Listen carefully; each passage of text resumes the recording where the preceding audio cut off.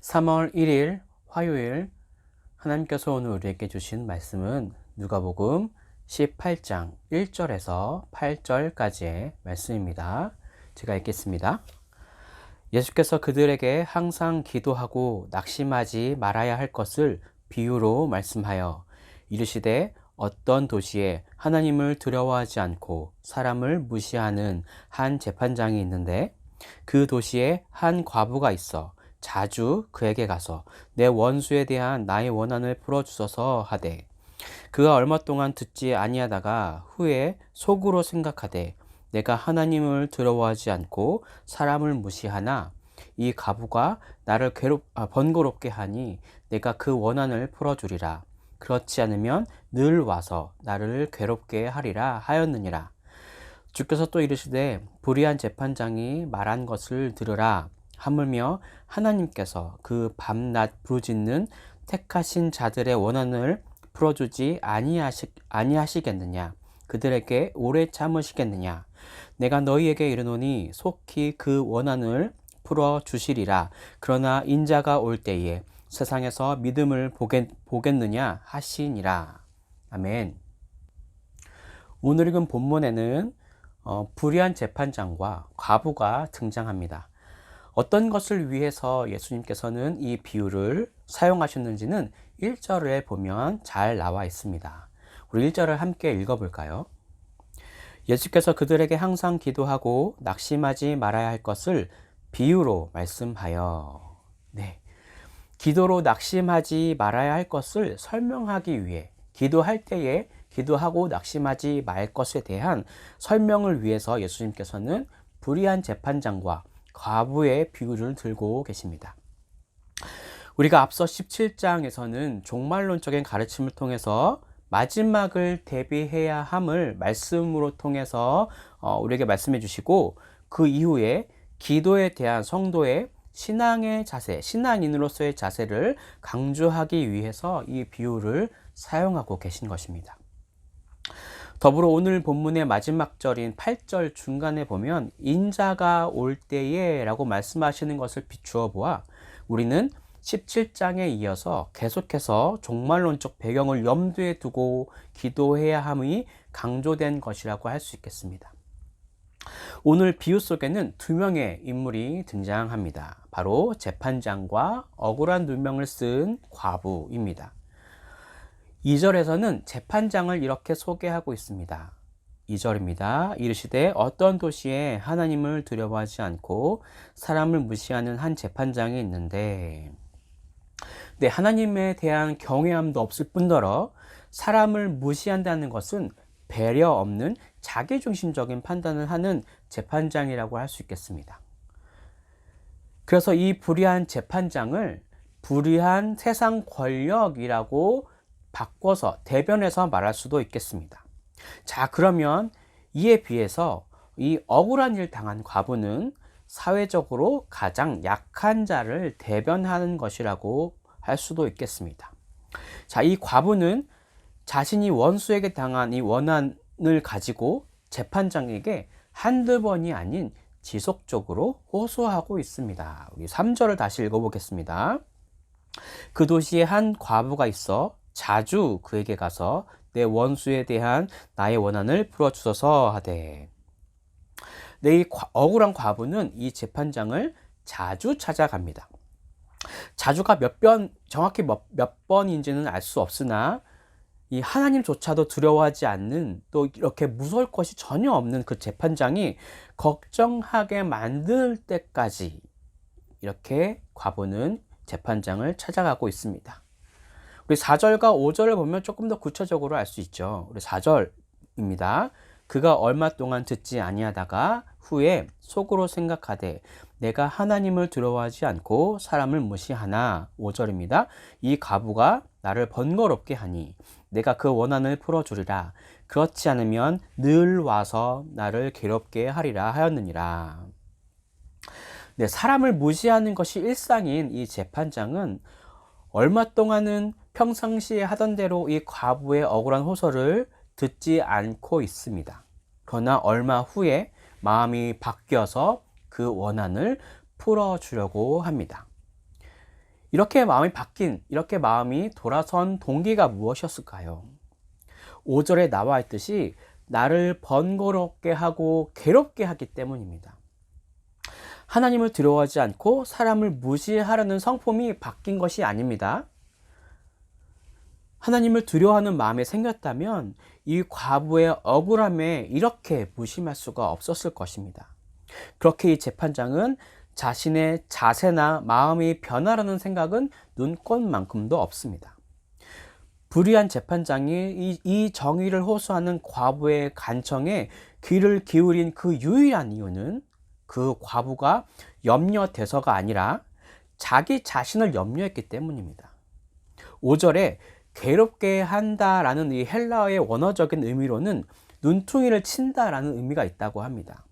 물론 이 여인이 물리적으로 그 재판장의 눈을 때린다는 뜻이 아니라 이 재판장이 이 사태를 어떻게 느끼고 있는가라는 것을 알려주고 있는 이 구절이라고 할 수 있겠습니다. 재판장은 물리적인 해를 당한 것 같이 느낄 정도로 이 여인의 행위가 절박했다는 이 절박한 여인의 행위를 보고 그렇게 느낄 정도의 감정이 되었다는 것이죠. 자신이 번거롭고 괴롭게 될 것 같은 이 두려움이 생긴 이 재판장은 그동안 무시했던 이 여인의 원한을 풀어주기를 속으로 생각하였다고 이야기해 줍니다. 그러면서 예수님은 7절부터 재판장과 하나님을 대조하기 시작하십니다. 하나님의 응답은 이 재판장의 동기와 분명히 다릅니다. 하나님은 자기의 안위와 유익을 위해 행동하시는 분이 아닙니다. 하나님은 사람들을 사랑하시기 때문에 행동하시는 분이십니다. 이렇게 자기 자신만을 아는 재판장에게도 과부의 끈질긴 호소로 이 호소가 그 원한을 풀어주기로 결정하는 데에 결정적인 요소가 되었다는 것이죠. 하물며 하나님은 어떠하시겠습니까? 우리 7절에 보면 하물며 라고 시작하는 문장을 통해서 이 재판장의 이야기가 하나님을 대조시킴으로 인해서 그 의미를 더 확장시키고 있습니다. 우리 7절을 함께 읽어보겠습니다. 하물며 하나님께서 그 밤낮 부르짖는 택하신 자들의 원한을 풀어주지 아니하시겠느냐? 그들에게 오래 참으시겠느냐? 네, 불의한 재판장이 자신과 아무 상관없는 사람에 대해서 그 끈질긴 태도 때문에 간청을 들어주지 않을 수 없었는데, 자비롭고 의로우신 하나님께서 그 사랑하는 자녀들이 밤낮으로 부르짖는 간청에 어떠하겠느냐라는 말씀을 통해서 재판장과의 대조를 통한 하나님의 태도가 어떠한지 더 강조하고 있는 것이라고 할 수 있습니다. 그러면서 예수님은 우리에게 약속을 주십니다. 8절입니다. 내가 너희에게 이르노니 속히 그 원한을 풀어주시리라. 그러나 인자가 올 때에 세상에 믿음을 보겠느냐 하시니라. 아멘. 이 말씀은 우리로 하여금 굳은 믿음 가운데 하나님께 간청의 기도를 하지 않을 수 없도록 만드는 아주 강력한 말씀입니다.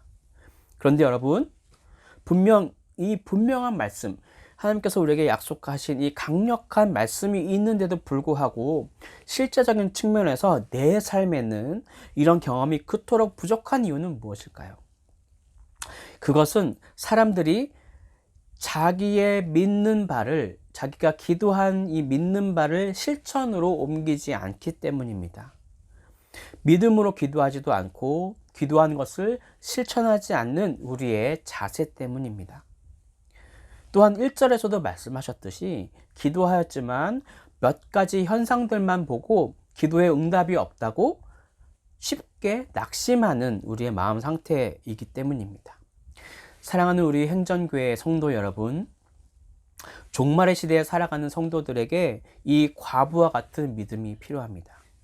그래서 낙심치 아니하고 항상 기도하는 것이 종말 시대를 사는 성도들의 특징이 되어야만 합니다. 그렇게 되길 바라면서 오늘 본문을 통해서 우리에게 주시는 메시지입니다. 첫째, 말씀에 의지하여 기도하라. 다시 말씀드리지만 이 비유는 기도하고 낙심하지 말 것에 대한 비유입니다. 그렇다면 기도하고 낙심하는 사람들이 있기 때문에 그러면서 기도하고 낙심하는 사람들이 있기 때문에 이런 비유로 사람들이 더 쉽게 이해할 수 있도록 예수님께서 말씀하신 것이죠. 우리는 왜 기도하는데 낙심하게 될까요?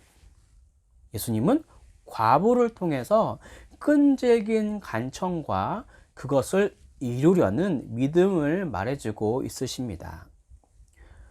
혹시 오래 기도하였지만 응답이 없어서 속상해하는 성도님이 계실지 모르겠습니다.